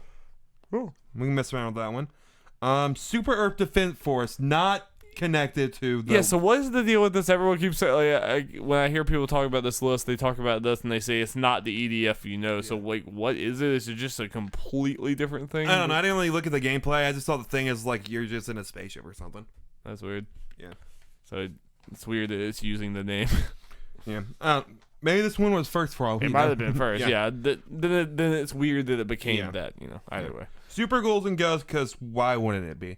And the fact that you can do a rewind helps makes this playable for a lot of people. Yeah, finally playable. Oh, there's no way in hell I would be playing through that thing without it. Super Mario Kart, because of course. These next ones are also, of course. Super Mario World. Yes. Super Mario World 2. 2. Yoshi's Island, of course. Super Metroid, of course. Super Puyo Puyo 2 of... No. This is the first time it's officially released outside of Japan. Let's go. Honestly, Puyo we have Puyo Puyo Tetris, so we have no reason to particularly play this one. No. But the fact that... I mean, it's Puyo Puyo, so it's fun. Like, Yeah, it's probably it's gonna be good. It's like gonna... Tetris, so unless there's some kind of weird, dumb gimmick that makes it bad, Yeah. there's no way it's not good. And the fact that this be played online and all that kind of stuff and just add on to this thing, this is a good game to add to this kind of service. So No, absolutely. I'm all for that, especially this is the first time outside of Japan. Super Soccer and Super Tennis, who gives a shit? Brandon Jones said he liked the tennis. Oh, yeah. Eh. That's enough for me. And finally, another, of course. A really small little game no one's heard of, Yeah. The Legend of Zelda: A Link to the Past. What is that anyway? I don't know. I guess some little like dead franchise. I don't know. Yeah. So, what do you think of this list, Darby? It's pretty good. I think it has a lot of the ones that you expect and you know are going to be in here, but then it also has like I saw a lot of people are like, "What's Brawl Brothers?" And like that's kind of cool. You know, they have some games that people have never. It's never about the seen same before. amount as the SNES Classic, and obviously not all the games that are on that are here. I imagine they'll all probably be there at some point. Yeah. Hopefully we get something like Chrono Trigger that was missing from the SNES Classic. And it was like Final Fantasy VI. It was not on the service, is it, for the previous one? Wait, what? Final Fantasy VI never got onto the Nintendo Switch Online service, did it? Oh no, wait, it better be on. It'd be on this though. Yeah. Yeah. Yeah. It'd be on the SNES. It would be a right? later Yeah, thing. Yeah. But yep, that's pretty good list. Pretty good starting point. They announced an SNES controller for Switch. It's $30. It's more of an actual controller, not just like Yeah. a little Joy-Con miniaturized thing. It looks like an actual, SNES controller. And they will release new games irregularly from now on. They used to be once a month, but now they're gonna just release them whenever the hell they want. Which is kind of a bummer because now they finally announced games for this, like the system of games people actually want. NES games are cool, but a lot of them don't particularly hold up. They're just kind of cool, like history, and then there are a couple of like that Wario game you played that actually. Yeah, but this is actually where the generation of games where we actually have iconic games that we still talk about as the greatest today. Yeah, so some of the greatest today. Hopefully, it's if Chrono Trigger is on there, that would be fantastic. Especially since I bought Chrono Trigger on Steam, but it's busted and won't play. Like the actual copy is broken. I press play and nothing happens. nice. Yeah, That's great. So this is cool. This is news that needed to happen at some point. We knew this was going to happen, so yeah. Next, Mario and Sonic the Olympic Games Tokyo 2020 showed off retro style events. Look pretty neat. Announced some mini games. No idea what was going on there. And a story mode based on the 1964 Olympics in Tokyo. Tacked-on story mode that will probably be bad. Yay! Definitely feels like they're pushing this one way more than they previously have, because I don't think I've ever seen an advertisement for any of them. No, that was the other one because he sell well.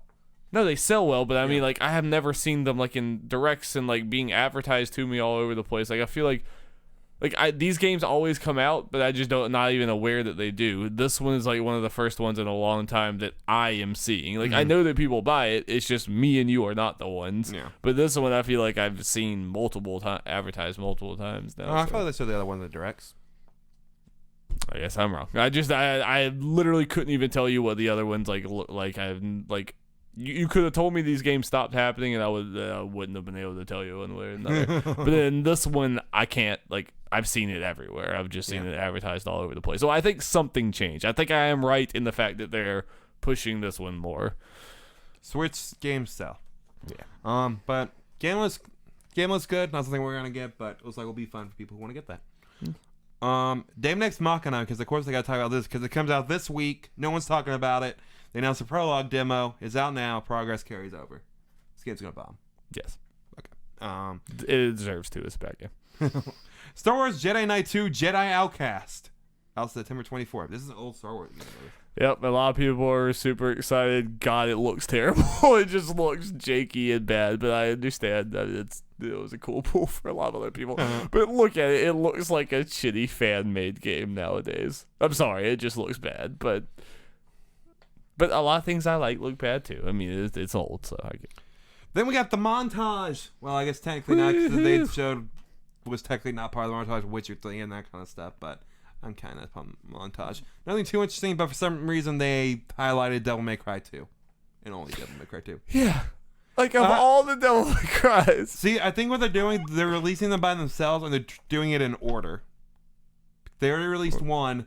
Now they're doing two. Do one? Yes, Okay. one's already on the Switch. Now they're doing two. And then they'll do the one everyone likes. It is just funny to just have the bad one. Like, that's the one all everyone funny. hates, but we need to do it. That's what Capcom gave us. Yeah. It is funny. I can't remember if there's anything else interesting in there. I don't think there was. Then they decided to spend 5 minutes on Animal Crossing New Horizons talking about stuff that's in every other Animal Crossing game and was boring as hell. How do you really feel, Jeff? I don't know. I mean, I get it. They need to show off Animal Crossing. I'm just kind of poking fun, but man, that stuff is boring. Like, Yeah, it's literally, like the first time. you can cut down trees and make materials or use materials to make stuff. How much of that is boring presentation and how much of that is just Animal Crossing is boring to me and you? Both. Yeah, Because it was so like, fun.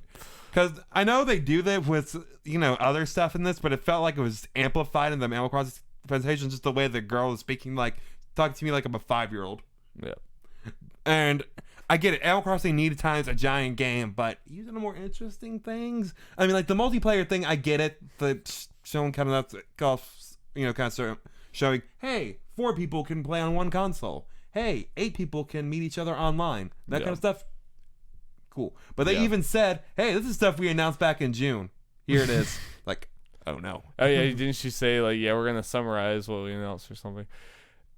This is one of those things, like, I legitimately think I have no concept of what makes a good Animal Crossing trailer or what Animal Crossing fans want. I just this is so the opposite of my type of game. And I'm not like hating on it. It's just not my type of game. But I legitimately I didn't come away with this same this looks terrible or this is a terrible presentation because I just think all Animal Crossing presentations are terrible. Like Chad said, rather have a colonoscopy than play Animal Crossing. I just don't. I have no concept. I don't know what people want. I don't know what people want either. I just know it seems. I don't know how people felt. I honestly didn't read impressions for the Animal Crossing thing, but it's. I watched it and figured this looks like Animal Crossing. This probably people are probably happy. But it's just kind of thing of. So what you're doing in this maybe because it was so long and you're just showing off multiple minutes of you just doing regular Animal Crossing stuff like fishing, chopping down trees, and making. That's Animal Crossing, baby. That is Animal Crossing, but show something at least different. I don't know. There is nothing different. That's Animal Crossing, baby. Yeah, I guess. You're on the island. That's different. Yeah, then show island stuff. There was water. Sorry, let's talk about something truly exciting. the finale of the Direct. Twas. Yep. They announced Xenoblade Chronicles Definitive Edition. It is coming in 2020. It's a remaster of the original, not a remake. It's a weird middle ground between remake. Yeah, because it's looks super better. Will include cut content. Injectives into my veins. I feel like Definitive Edition kind of sells it short because that's the term. I agree. That's the term people use for it's the game with the DLC. Like so many games, this is Tomb Raider Definitive Edition. It has the DLC. I guess that's the only difference. This seems like it's way more than that. Darby, and you know what's crazy? People were saying that this doesn't look much better than the original. Look at this. It looks so much better. Scroll over to the. You can scroll right to see another comparison. Yeah. That's part of the reason I stopped playing the original. Wait, where am I scrolling? That way. Why is his face like that? And those are just the character models for Shogun Firo. Am I supposed to keep scrolling? No, that's the last one. But the models now look good, and the old ones look not good. They never look good. Even so, when were they trying to go away from an anime style, and go for more of a realist style, and just it didn't work? Because it looks like they should have I don't even. It looks like they're trying to go too real when they don't have. If they had just gone more cartoony and anime, it would have been better. Yeah, I'm not even know if that was necessarily it or something. I think they just wanted to pull out all they could with the Wii. Yikes. Yeah. No. And the people say this doesn't look much better, or they prefer the original look. I'm like, what is wrong with you? That's nostalgic goggles. Yeah, that's what I remember saying. It's like we talk about a gay people. Yeah. Remember wrong how things looked. No, it was definitely something I am just a complete clueless idiot. We all know this. Hello, clueless idiot. Hi. It's true. And this guy forever. I'll admit when it went through the whole thing or whatever, I'm like, oh, is this a new game with Shulk? Oh, that's exciting. And it was Xenoblade Chronicles Definitive Edition. I was like, oh, is this just a port? Are they ending this whole Direct with I'm supposed to be hyped about just a port? And because Definitive Edition makes it sound like that. Yeah. It makes it sound like it's just, this is the game with other content. I had to do more. I had to look more on Twitter and stuff to be like, oh, okay, this is a super beefed up. But yeah. And the kind of content I was mentioning, if you go to a certain cliff, I think you can see what's going to be one of the Bionis' shoulder, because if people don't know, the world is literally you're living on these giants that were fighting and just kind of died, which is just so cool. Yeah. It's just so there was cool. A shoulder or something that you could see there was stuff there but you couldn't go to. People data mine the games that is an area that was supposed to be played in. Nice. And apparently they're adding at least that, because they pretty much showed you in the trailer at the same spot that's going to be playable. They added a lot more stuff like, hey, you're going here. Is this game like as open world as like X was? Like I watched you play X. That's the Not only to one I that watched degree. But it is kind of honestly, based on what I know, because honestly, I didn't get that far into Xenoblade, but so what I'm getting is I'm buying this game 100%. Like, there's no question. I beat the other 2 games. This is the only one of the series I have not played to completion. And this is the original. Yes, the original one. I'm playing this game. Nice. Because people keep on calling it. Most people who have played and finished it call it like one of the greatest JRPGs of all time. And I love the series. I need to play this game. Are they re-recording the voice acting? I've also heard people say that was terrible. Probably not. I'm sure they had to guess record some since you assume going to be new stuff, obviously with the cut content. So yeah, it's one of those things. There are probably a lot of dialogue. Oh yeah. So this is very exciting. Good start to the 2020 lineup. Obviously, I think is also a good time for it because with Xenoblade Chronicles 2, Xenoblade as a brand is bigger than it has been, and it's just so great that this was a franchise. Well, this game in particular, people had to beg Nintendo to bring it to the West. Yeah, and now it's ending directs. Yeah, now it's ending directs, and people love it. People are begging for a character from that game to be in Smash. And Xenoblade Chronicles 2, like, I mean, I'll admit, I was one of them that was like, yeah, people are gonna like this, but it's not gonna sell, and it's gonna be like a niche I think it's up thing. to like 2 million or something. And like, yeah, it's only 2 million, and I saw like there was people who don't even play many video games who played this. I'm like, how did this happen? But Yeah. cool, no, that's awesome. Nope, this is hype. It looks great. The people who said it doesn't look much better are crazy. Yeah, you just gotta look at it. Yeah. That girl's face is rough. Yeah. And I think Brad Ellis from Easy Ally is one of the people he could not handle the way people look, so he just stopped playing.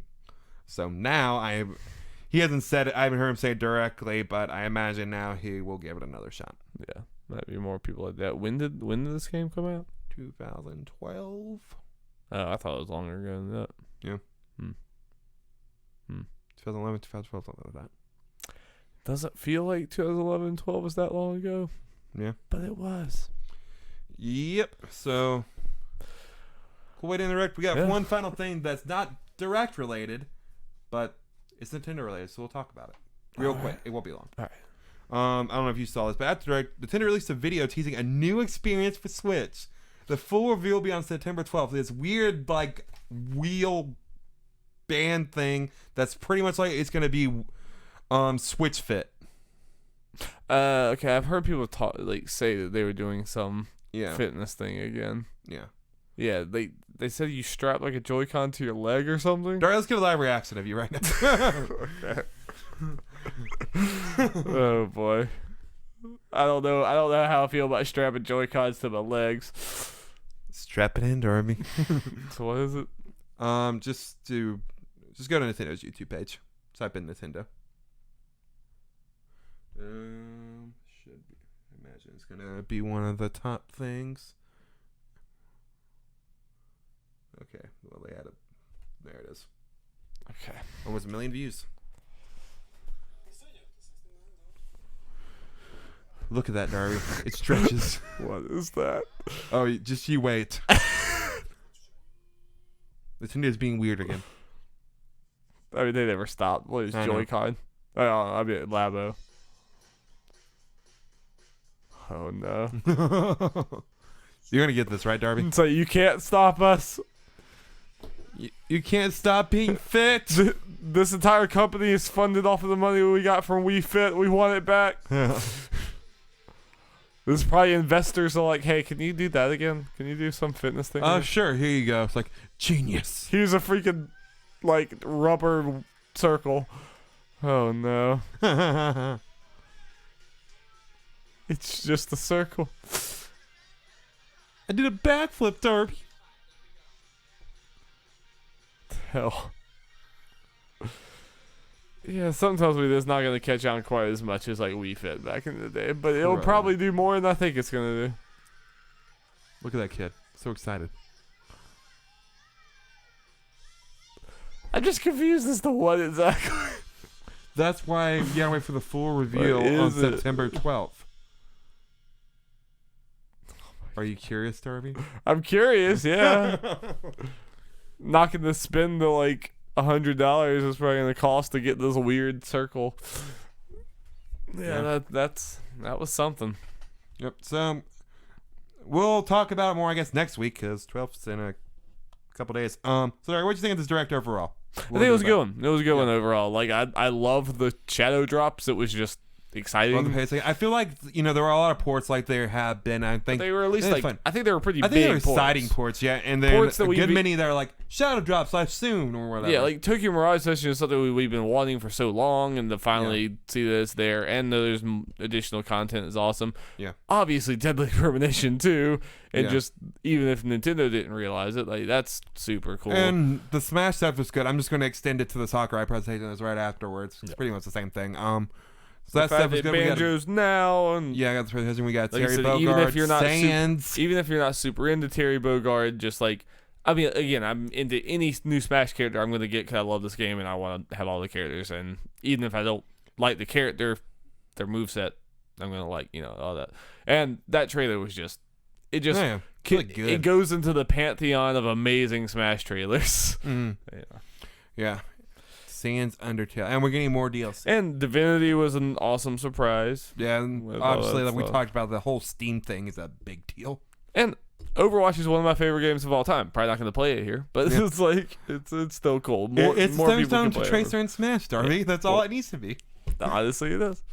Man, I don't want to get too hyped for that because still good chance it won't happen. But like that would be pretty exciting. It's just so weird because Overwatch is not big in Japan, like at all. Yeah, but I guess Banjo's not huge in Japan either. But not huge. Yeah, Banjo does well in Japan more than some people would think, and I think it's okay if they have a couple characters that aren't specifically for Japan. But Overwatch is, I think big enough to be like, hey, let's just yeah.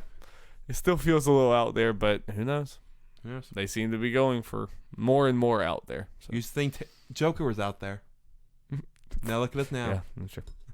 I mean, like, I would argue that all along Joker is less out there for Smash than Tracer is. There's a lot of JRPG but not reps. now. There's a lot of JRPG reps. But Tracer's main game's going to be on Switch, and Joker can't say that. That's true. It's just like a Western first-person shooter. Yeah. It's just not what I think of when you think of Smash. But I agree. But, hey, man. Who knows? Hey, man. I do think that I've seen a lot of people like, no, it's going to be Doomfist because he would fit better in the moveset. It's like, my dudes, if it's going to be Overwatch, it's going to be the poster child. Like, they're not going to put Doomfist. Yeah. Like, I agree Doomfist might be better. I don't even know if I agree with that. I think Tracer could be really good. Yeah, I think Doomfist would be more really hard. Yeah, he would just be more basic. But like, even if he would be the better moveset thing, that's not how this works. Like, if they're gonna represent the franchise, they're gonna represent it with the iconic one. Yeah. Doomfist. A lot of people would know what Overwatch is and not recognize Doomfist. Like, they're gonna recognize Tracer. Tracer the only is other the Terry of Overwatch. Yes. The only other possible one is Diva, but it's gonna be Tracer. It's gonna be Tracer. It would be Tracer. Yeah. Because Diva's too big. Cut it here.